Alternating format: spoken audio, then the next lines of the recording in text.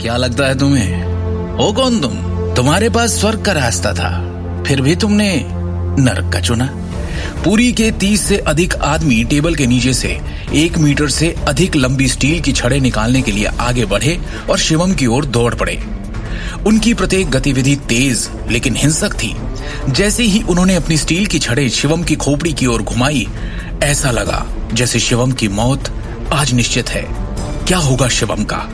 क्या वो sky tower से जिंदा निकल पाएगा?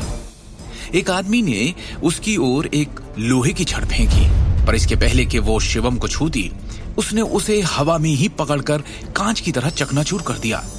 अगले ही पल में वो बिना किसी हिचकिचाहट के उन आदमियों की भीड़ में आगे बढ़ा।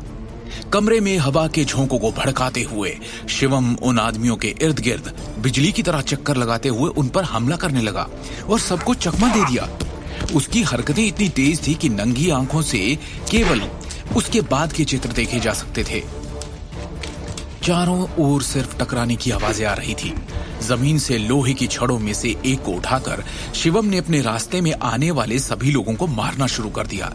अपने विरोधियों को जवाबी कार्रवाई का कोई मौका नहीं दिया। इस लड़ाई के दौरान दर्जनों लोग शिवम के शरीर पर एक खरोंच भी नहीं लगा पाए, लेकिन शिवम उन पर लगातार हमले किए जा रहा था। बोल! शिवम ने जगनपुरी को ठंडी मगर क्रोध भरी नजर से देखा। किसके कहने पर तू ये कर रहा है सब?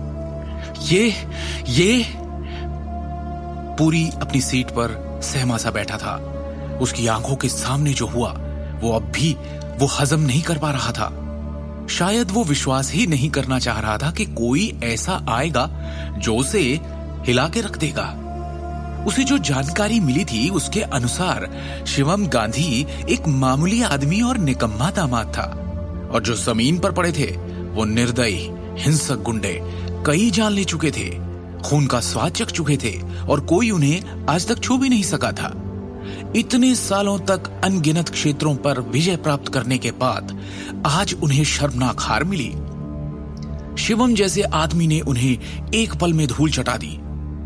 इस समय पुरी को ऐसा लगा जैसे उसने अपने पैर के अंगूठे को लोहे की प्लेट के नीचे दबा दिया हो। तुझे क्या लगता है, जरा सी मार्शल आर्ट क्या सीख ली, मेरे आदमियों को हरा दिया तो मुझसे बड़ा डॉन हो गया तू? अपने हाथ से सिगार फेंकते हुए पूरी जोर से चिल्लाया, मेरे एरिया में मेरे साथ खिलवाड़ करके तू मौत को बुलावा दे रहा है। शिवम ने निडरता और बिना भाव के साथ कहा, कोशिश करके देख ले। उन शब्दों को सुनकर पुरी की भौहें थोड़ी फड़क गई। जबकि वो कई सालों से अंडरवर्ल्ड पर राज कर रहा था, पर कभी किसी ऐसे व्यक्ति से नहीं मिला था जिसने बंदूकों का सामना करते हुए इतनी निडरता से जवाब दिया हो। ऐसा है तो तेरी इच्छा पूरी किए देता हूं। पुरी ने ये कहकर क्रूरता से अपने दांत पीस लिए और बिना किसी हिचकिचाहट के ट्रिगर खींच दिया। गोली चलने की आवाज हवा में गूंजी। ठंडी स्टील बैरल से चमचमाती बुलेट धुएं के गुबार के साथ तेजी से शिवम की दिशा में निकली। पर हैरानी की बात यह थी कि गोली के आवाज के साथ ही डरने के बजाय शिवम ने अचानक अपने भावहीन चेहरे पर एक खतरनाक मुस्कान प्रकट की। उसने एक हरकत की और पल भर में ही अपनी जगह से गायब हो गया, अपने पीछे केवल एक छवि छोड़कर। नतीजतन शॉट अपने लक्ष्य से चूक गया। ये पुरी के विश्वास से परे था। वो भौचक्का रह गया। पलक झपकते ही शिवम अचानक एक भूत की तरह पुरी की तरफ आ गया था। शिवम ने पुरी का ऐसा हाल किया था कि उसका गुलाबी चेहरा पीला पड़ चुका था।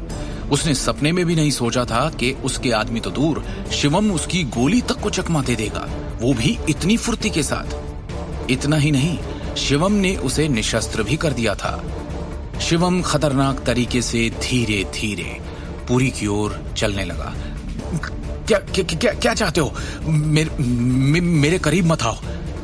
पुरी ने गिड़गिड़ाते हुए जैसे ही चिल्लाकर ये कहा, उसकी आंखों में ऐसा खौफ दिखा जैसे उसके सामने इंसान नहीं शैतान चल कर आ रहा हो। गलत मत समझो शिवम भाई, मेरा तो तुम्हें मारने का कोई इरादा नहीं था। कसम से मैं तो बस चेतावनी देना चाहता था। चेतावनी? पुरी को अपनी किए पर पछतावा होने लगा। उसने कुछ सोचा, फिर शिवम की ओर उसकी आंखों में देखा।